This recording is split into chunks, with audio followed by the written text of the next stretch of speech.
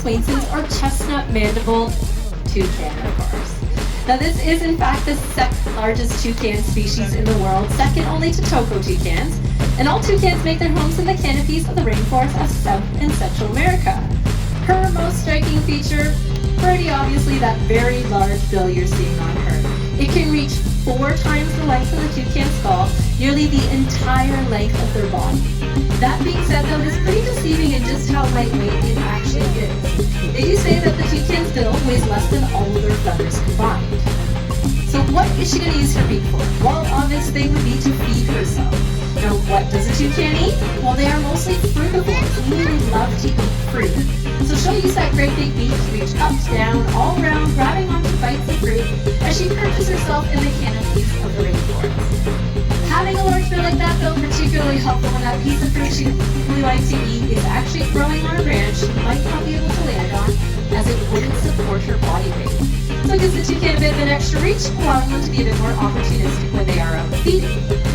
Now, a very interesting fact, or at least I find it interesting, is that scientists have proven it works much like the radiator of our cars. So how is that so? Well, papaya has a blood supply flowing through her beak. If she wants to use it to regulate her body temperature, when she wants to be warmer, there we go, warmer or colder, what she will in fact do is expose it to different elements within her environment. I think she's done a great job showing off her sheer beauty today. That's Papaya, our Swainson's toucan. His name is Projo. He's our African pied crow. So a common crow species native to Africa, out here today recycling. Trying to prove the point today, it's so easy in fact to do. You'll want to do it yourself. As he works away at those other cans, we're going to hopefully convince you that crows are not deserving of the reputation attached to their name. We often think of them as being a little bit dirty and disgusting by nature.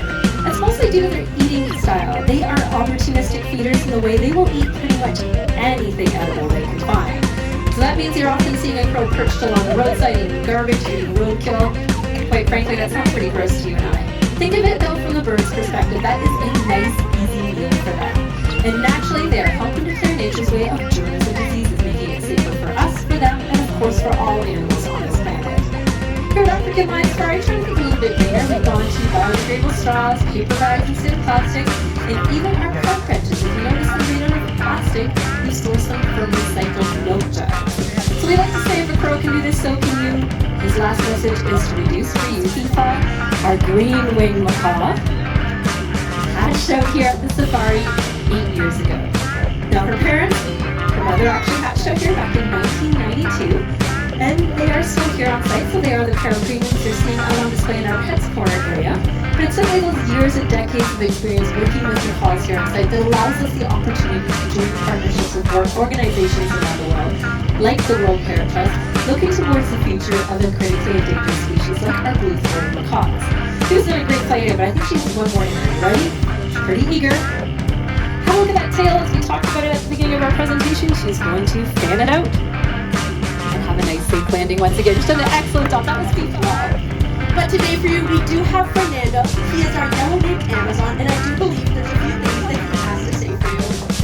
All right, well, Fernando would like to start off by greeting everyone today. Hello. Pretty cheerful little guy. He's also a polite little bird, so a question to ask you all. Emma mumbled, how are you? But I do see some smiles on everybody. As Emma mentioned, his name is Fernando, nicknamed Nando, and he's been working on learning to say that for everyone. Now, when you're as special as him, you don't just say your name, you in fact will sing it, so let's see if he'll share.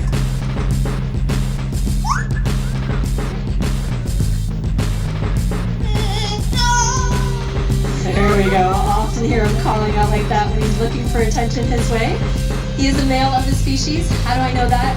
Well, it's not by looking at him. Males and females in the parrot family tend to look exactly the same in most species. The reason we know Fernando is in fact a male Amazon is we've taken a drop of his blood, or even a feather will do, to a lab for the look at his DNA.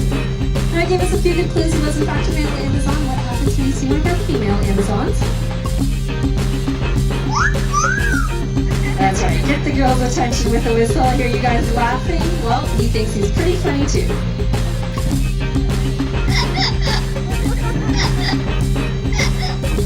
Little bit of a comedian. By nature, parrots are in fact playful. So what is his favorite game to play with his trainers? You might be able to figure out what it is.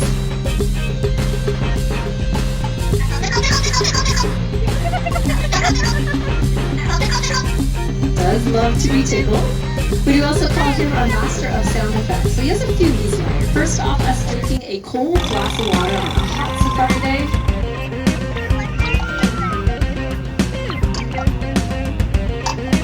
There's those chug ones. Next up, a few animal sound effects. So we have his impersonation of a pig.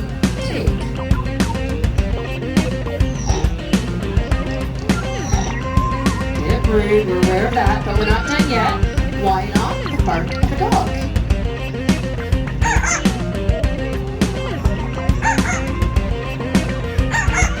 Not a very scary dog bark, is it?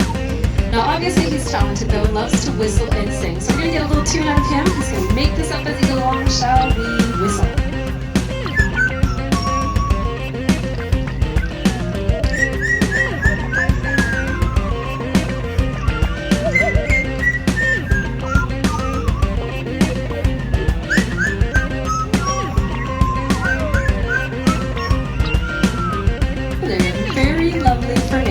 Original for you all.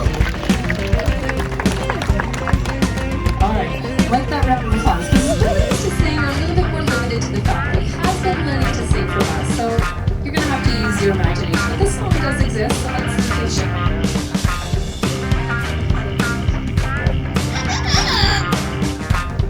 Not actually that loud. Let's clear him up.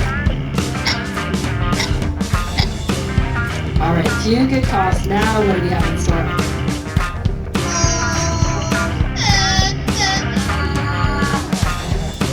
Anyone know that song? What is it? Oh, Canada. That's absolutely correct. Well, why Oh Canada? We don't have parrots native to this country, but all the ones here have hatched in Canada. So he's very proud of that fact. Would you like to hear that again? All right, let's do it.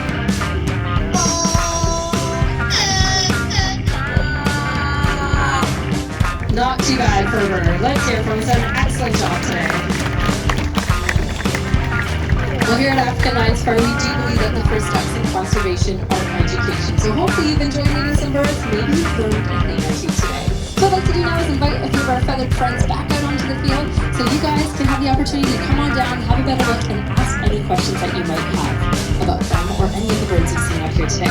Now before you do that, I'm going to remind everybody that down the pathway past the waterfall, about 10 to 15 minutes will be our next little raised presentation of the day.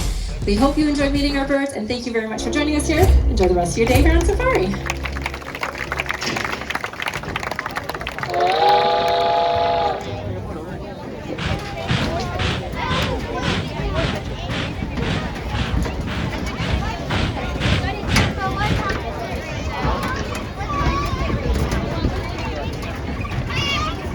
Parrot,